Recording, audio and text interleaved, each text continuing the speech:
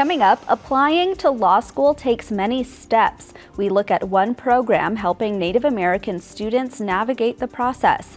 And Natives on a Budget podcast helps people manage their finances. Plus, Ledger Art takes on the issues of the day. I'm Aaliyah Chavez. Join us for those interviews plus headlines from the ICT Newscast. This program is made possible by the Corporation for Public Broadcasting, a private corporation funded by the American people. Arizona State University welcomes 3,500 indigenous students from Arizona and across the nation. It serves one of the largest populations of indigenous students among U.S. colleges and universities. We created a sense of place for tribal nations to create futures of their own making through community outreach and research, taught by world-class indigenous faculty where they see a reflection of themselves and their experiences. Find community at ASU.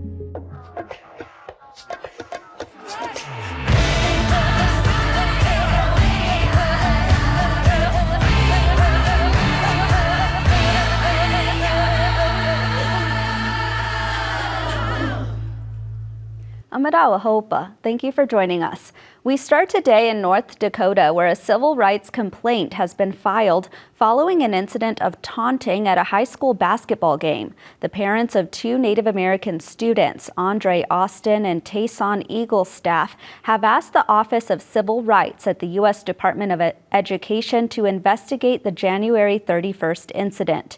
During a game between Jamestown High and Bismarck High, war whoops and monkey noises were heard coming from the Jamestown stands, according to the complaint.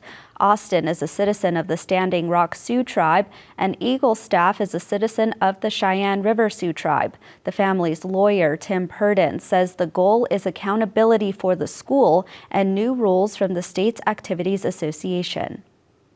From the very beginning, the families have had two goals here. One is appropriate accountability for the students and administrators involved in the Jamestown Public School District. And the second is policy reform at the North Dakota State High School Activities Association. We want to see a zero tolerance policy. We want to see reservation school representation on the North Dakota High School Activities Association board. Those are the family's goals and have been from the beginning of this process.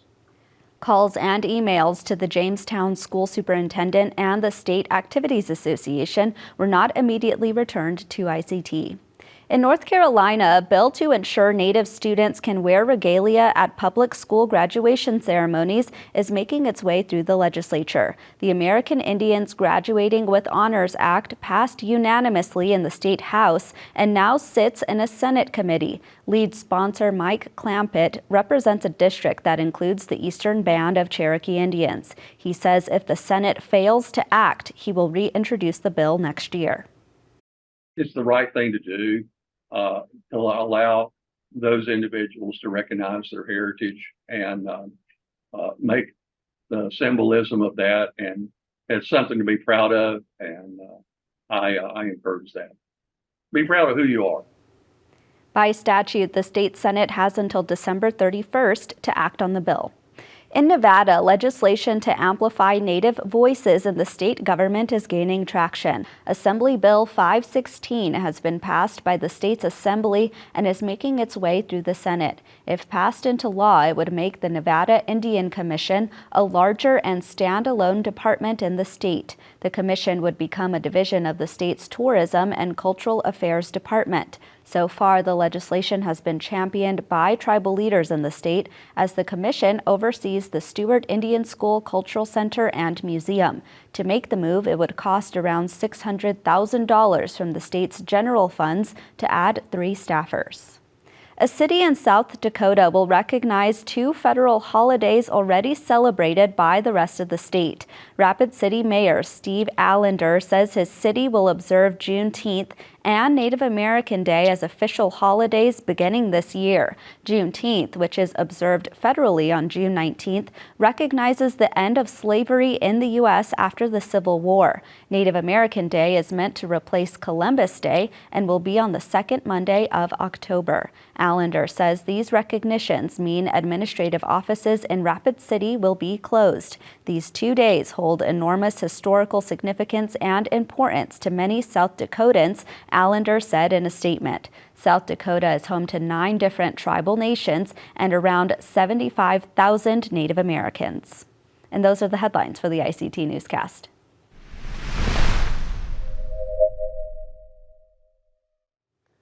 Data from the Law School Admissions Council shows that American Indians and Alaska Natives made up less than 1% of students admitted to law schools in 2020. There are new efforts underway in hopes of making that number a little bigger. I'm joined now by Kate Rosier, who is the Executive Director of the Indian Legal Program and the Assistant Dean of Community Engagement at Arizona State University. Welcome, Kate. Thank you for having me. So the Pathways to Law program is happening right now. At a high level, tell us about the goal of it. Our goal is to help Native students who want to go to law school better understand the application process so that they can get into any school that they hope to go to. And I understand that it actually brings together a number of organizations as well as colleges and universities to actually put it on. That's true. And this makes the program really unique because a lot of times law schools are only focused on themselves and getting the best students for their institution. But with this program, it's ASU, Sandra Day O'Connor College of Law, UC Berkeley School of Law, Michigan State University School of Law, and the American Indian Law Center, all coming together to support students who are interested in going to law school. This workshop is actually in its 9th year. Yes. Why was a program like this needed to begin with? So, as you mentioned in your opening, Native Americans are the least represented in the legal profession. And we didn't see those numbers improving. We were seeing the numbers improve for other groups of color. However, there wasn't much movement in the Native population. So we decided to be proactive and try to figure out what was going on to keep students out and try to fix those barriers. So in 2015, the National Native American Bar Association is a group of Native lawyers nationally, put together a survey to talk about, they asked attorneys kind of what their challenges were when they were starting the application process. So we took those challenges like cost, not understanding who to talk to, how to encourage students to take that next step and help prepare them for the LSAT. And we all came together, created a program to make it easier for students who were interested in going to law school. And have you seen success with the program? We are seeing success. We're seeing students get their questions answered. We're seeing more successful applications. And I think it's going to take a little bit of time to really grow the numbers to where we want them to, but we're starting to see improvements. I'm really curious, since this program has been in effect now for 9 years, specifically how COVID-19 has impacted how students apply to law school and which students apply to law school. So what we found is, I think this was before and during COVID, our students weren't talking to their counselors, they weren't reaching out for help. And by taking our program online for a couple years, it really helped students connect with us a little bit better. One of the things that we are finding is that a lot of students are not receiving good career advice. And many of our current law students are still being told by their counselors that law student or pre-law students is that law school's too hard for you. Maybe you should be a paralegal, or maybe you should think of a different career outside of the law. And so by connecting with Native advisors, connecting with the right people who are working in admissions and law schools, we're putting people on the right track again. And I feel like it's been helpful in building students' confidence, and connecting with them online or through these workshops has really made a difference in their confidence levels. We know that when students are applying to college, even if it's undergraduate, that the personal statement plays such a heavy emphasis in Yes. who an applicant is. Exactly. Is that the same for law school? And if so, what do law schools look for in a personal statement? So I'm glad you brought that up. And it's really interesting because the personal statement is different than a statement of interest. And so we want to know what's driving students to go to law school. We want to know what makes them different. And we found that a lot of Native students don't want to brag about themselves. They don't want to share their stories because you're just taught growing up not to talk about certain things, not to be boastful. And so it's really challenging and uncomfortable for a lot of our students to do this. So kind of hearing other people's stories and giving them the permission to share a little bit more, I think makes them a little bit more comfortable with the process. But the personal statement is one of the largest pieces of the application, and it's important that students can express themselves. We know that right now the U.S. Supreme Court is taking a look at race-conscious decisions and admissions. Mm-hmm. If the Supreme Court were to say race can't play a factor in who's admitted to college, how would that play out for Native students, in your opinion? So in states like Arizona and California, we have already been precluded from looking at race in applications. For Native students, it falls outside of race anyway. It's a political classification. And so a lot of schools have put that question under citizenship, and people put their tribal identification, what tribe they belong to, whether they're a member, and it falls outside of race. And so I don't think it'll make much of an impact here in Arizona. The Indian Legal Program, as I mentioned, you're the executive director. Are there any initiatives or highlights that you'd like to share with us while you're here? Yes, so we're really excited about the Indian Legal Program. This year we're celebrating our 35th anniversary of existence as an official program. So we'll be doing a big celebration in November, not only to celebrate 35 years, but also the close to 20 years before that ASU law has been admitting and caretaking Native students and helping them be as successful as possible. So that'll happen in November. And we also always have our Native Vote with Patty Ferguson Bonney, who works with tribes and communities all over the country to help them understand their rights and make sure Native people get access to the polls. Well, Kate Rosier from ASU's Sandra Day O'Connor of Law, thank you so much. Thank you.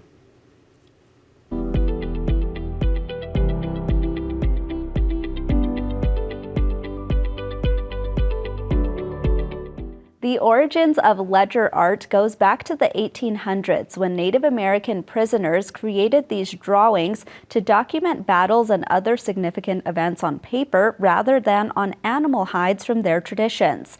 Amos Bad Heart Bull was one of the ledger artists that inspired our next guest, Dwayne Wilcox. His work is documented in a new book. Dwayne, welcome to the ICT Newscast. Thank you. Glad to be here. Visual Language is your most recent book. Tell us about it. Well, visual language, I used that that title because the earliest ledger drawings was basically done by the artists that were illiterate. Basically, they didn't read and write, so that's why I used it as a premise for the title, because like they say, a picture is worth 1,000 words. A lot of times it was journalistic in nature. It had a reference to a point of a personal relationship between the person that's rendered in the drawing, or even rendering themselves of a certain act or deed or a event that happened camp-wise anyway. Or sometimes it was kind of in the whole nation that there was be a corresponding drawing to the whole outlook of one total group. But most of them are just basically good memories of winter type count drawings that evolved from winter count to ledger drawings that had could depict more details in the storyline. Your work is often a commentary for what Native people are experiencing in the day-to-day. How do you come up with these ideas? I have a lot of friends that call me up and basically tell me stuff now. They never used to do that. I used to steal from our conversations some of the stories that they would tell me, and I would depict a lot of those people in that book were personal friends, and a lot of them was analogies from my concepts of what's going on, and some of them were actual personal stories. But I used to do the editorial cartoon for Native Son News and for like 7 years. So I after that made my friend circle kind of a popularity for me. They would started calling me after about 3 years to tell me, you ought to draw this, you ought to draw that. It just didn't work that way. The best way was to hear it out of context, raw, and then put the depiction down. You actually grew up on the Pine Ridge Reservation in South Dakota. How did your upbringing affect the work that you do now? That's the thing is I never really thought of my work as really deep or knowledgeable or even art. I mean, it was just the way I didn't have a lot of time. I didn't really have a lot to do living on the reservation, other ride horse and go fishing and go driving and chasing girls and playing sports. That was about it. So there's a lot of downtime. So a lot of us, there's 4 or 5 of us that would have little drawing sessions where we'd teach each other how to, like, horses' legs or drawing at a distance or whatever. It was a village art program that didn't pay. There was no grants. There was no art show. It was just people doing what they love, it sounds like. That was it. And I think the best response I got when I could make somebody laugh, I enjoyed that. I really did. Dwayne, your work has been featured in many different museums all around the world. Which ones, in your opinion, do you think people should go see? Well, the Smithsonian is probably the one that I got most of my knowledge from.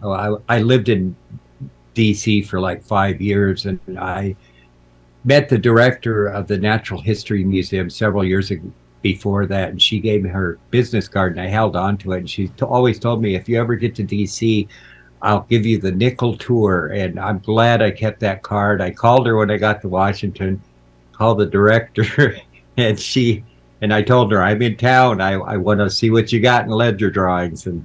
And lo and behold, I got to look through thousands of ledger drawings from all of the nations in South Dakota, Wyoming, and parts of Nebraska, North Dakota, and Minnesota. So there was probably about 8,000 drawings. But I specifically started looking for the non-war related drawings because those were the prevalent ones.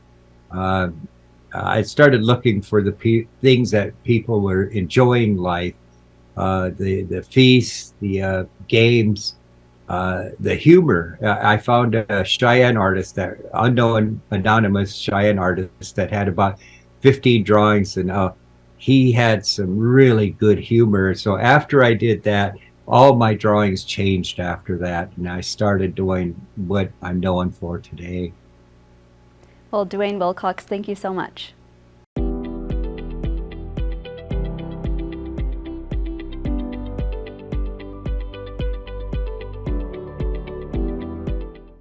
Native people have historically been good managers of resources, from planning for the winter and saving seeds to trading. A podcast called Natives on a Budget, hosted by Monica Brain and Sean Spruce, is looking at the modern ways to hone in on those skills. Hello to you, Monica.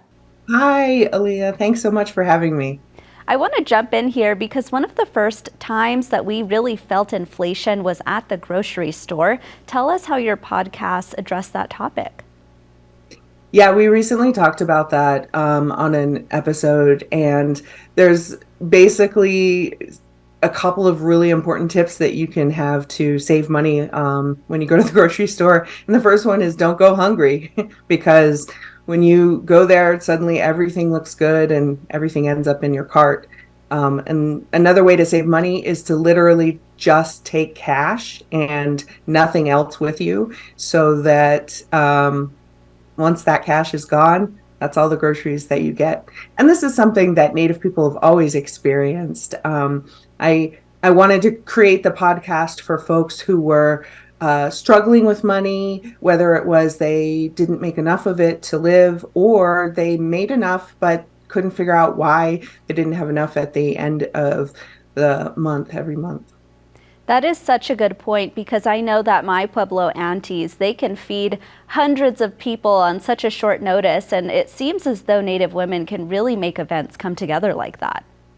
Yeah, absolutely. And that's one of the things we talk about in the Facebook group that we also have, where you just, what are some great recipes to put together to be able to feed a bunch of people or eat throughout the week and things like that. One of the first things that we did on the podcast was a no eating out challenge, where you picked a period of time, whether it was a month or 4 weeks or something like that, and you basically agreed not to eat out at all. And then the pandemic happened, and suddenly eating out was not even really a possibility. So it turned into a pretty successful no eating out month. We're seeing right now that student loans are set to be something that people have to start paying again very soon. What are the ways that you address that in your podcast? Yeah, I've got an episode that's going to drop this weekend all about student loans. It's something that I'm personally very concerned about and interested in. Just yesterday, President Biden vetoed a bill that would have overturned his forgiveness program, student loan forgiveness program. Basically, he proposed that students who borrowed federal loans could get up to $20,000 forgiven. And it was immediately challenged in the courts. The Supreme Court is taking a look at it right now. We'll hear probably any day now a ruling on that. But Republicans really don't like this program, and they push to overturn it. Of course, President Biden, this is a campaign promise that he made, so he's pushing forward with it. Monica, we know that mid-May was tax day, and for those who filed an extension, they'll get until October to pay those taxes. I love your enthusiasm talking about taxes, so just dive in. Taxes. Oh my gosh. Well, I think that there's a lot of misconceptions that like natives don't pay any taxes, right? And so that's one of the things we talked about on the show was you absolutely pay taxes, and you need to pay them in particular if you're a freelancer. This is at the Native American Journalists Association, Shauna and I gave a chat to journalists about freelancing and taxes, because this is something I got caught in right away early on in my career, where it was like, oh, look at all this money I made. And then tax time came and it was like, I did not make that much money. Oh no. I owe Uncle Sam some money. So we talked about like ways to put money aside, how you pay your quarterly taxes, and of course with the caveat that you should always see a tax professional when making big decisions about your finances and taxes. Speaking about putting money aside, another topic that you all have delved in has been an emergency fund. For folks who want to start one but are maybe, living paycheck to paycheck, what is the advice you would have for those people? Yeah. So I started my finance journey by listening to and watching a show by this guy named Dave Ramsey. And I really like, I don't agree with everything that he says, but I really like what he says about putting together $1,000 for an emergency fund. And basically he says, look around your house and start selling things. If you literally live paycheck to paycheck, you also have to take a look at your budget and see, where am I eating out? Where am I spending too much on groceries? Those subscriptions, if you've got subscriptions to things like Netflix and things like that, you get rid of those right away, and you build up $1,000 as an emergency fund to deal with your water heater goes out, something goes wrong with your car, things like that. Monica, I didn't ask you at the beginning, but I'm really curious how this podcast got its start to begin with. It got its start because I'm not great with money. And I was struggling with it. And I just felt like, how did I think I'm a kind of a smart person. Like, how did I miss this? And so I had known when I was the senior producer for Native America Calling, I had known Sean Spruce for many years, that he would come on the show and talk about managing your money and things like that. And I asked him if he would co-host with me, and we're kind of back and forth in terms of he's a little more conservative than I am about things, but we both agree, like Native folks, the best way to empower yourself is to manage your money. And very quickly here, where can our viewers find your podcast?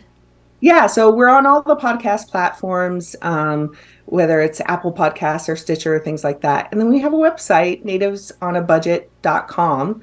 And you can also find us on Facebook. Just look in the groups section for Natives on a Budget. Well, Monica Brain, co-host of Natives on a Budget podcast, thank you so much. Thank you. And that's a slice of our Indigenous world. For all the latest, visit ictnews.org. From all of us in the newsroom, stay safe, my relatives.